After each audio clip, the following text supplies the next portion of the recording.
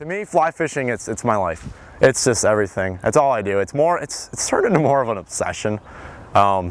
It's almost a bad thing. Like, I'm out here every day this time of year, and you know, I always say the line that connects dreams to reality is fly line. And that's how it is. When you're out there fly fishing, anything could happen. I mean, I'm always dreaming about catching these monster fish, and I do.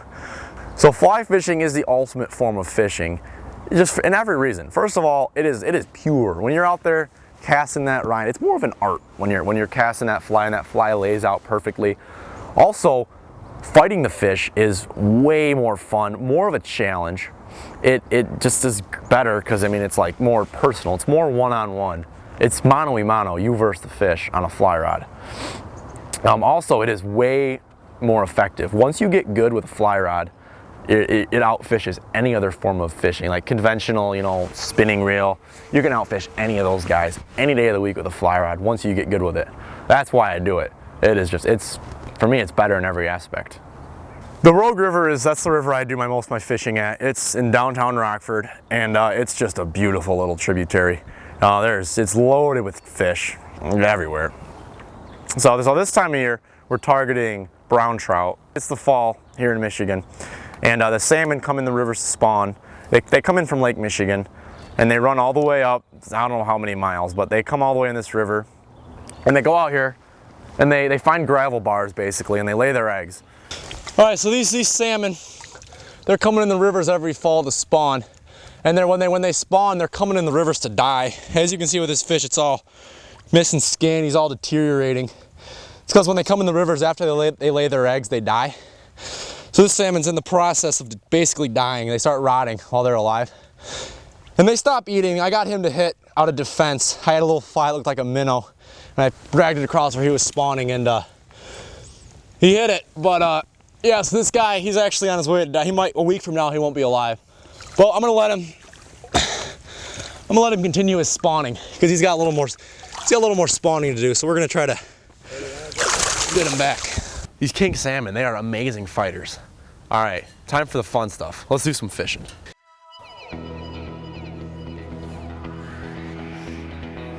There, so watch how he's gonna run right by.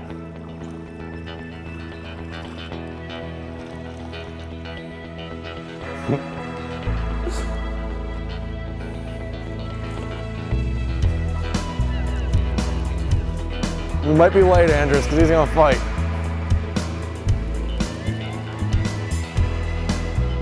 What? I would hook a monster at the very end. All right, so we're just kind of... Hold on, let me land this fish first. I'm about to land, he's about ready.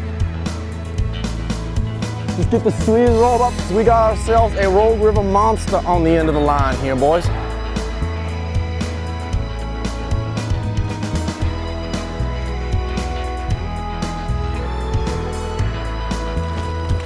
No. That there's what I call fish. We got ourselves a nice king salmon. Big defensive male, hit my fly off the bed. This here's a nice fish right here. Check that sucker out. All right, he's gonna go home now.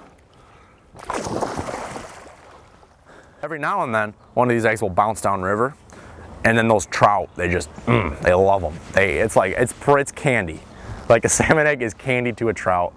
So what I'm doing, I'm using these flies that look like a salmon egg, and salmon eggs are orange, and my flies are orange, and they're basically this piece of yarn balled up on a hook, and the trout just crush them. Let me tell you, they hit them hard. What I'm doing is I'm throwing this strike indicator, which is basically a float, and it floats your flies up so they float. They look really natural and they drift. And I'm out there and I'm throwing my flies behind salmon reds, which is where the salmon are spawning. And there's always trout behind these reds ready to eat these eggs, like I explained earlier. So I'll be sitting there, I'll be throwing that indicator, and then all of a sudden, they just crush them. And sometimes they'll even pull that rod right out of your hands. And that is awesome. It is an adrenaline rush in its own, seeing that indicator go down and you just gotta set the hook on that fish. It is beautiful, let me tell you. I try to get out here early in the morning, beat the crowds, and that's when the fishing's good, because the fish are not pressured at night. And then early in the morning, usually the pressure hasn't hit them yet. That's why it's important to get out here early in the morning. The sun's not even up yet, and we're out here, and that's key. That is key to fishing. This river and any river is getting out here early. The brown trout to me is the greatest fish in all of the world. It is beautiful fish. It's just covered with orange, gold color, beautiful spots, and they can get pretty big. So, I mean, that's why, and they're in the Rogue River, they're everywhere. I just love them. And they, you know, the average size in the Rogue tends to be about 10 to 12 inches.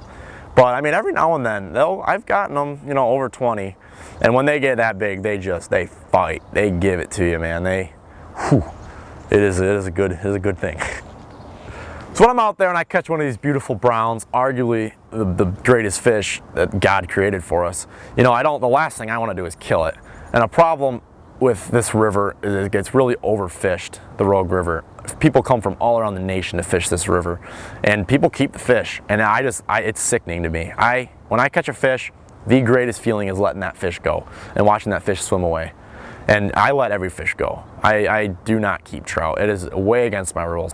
You know, the most rewarding feeling to me is seeing that trout swim away. It's the best.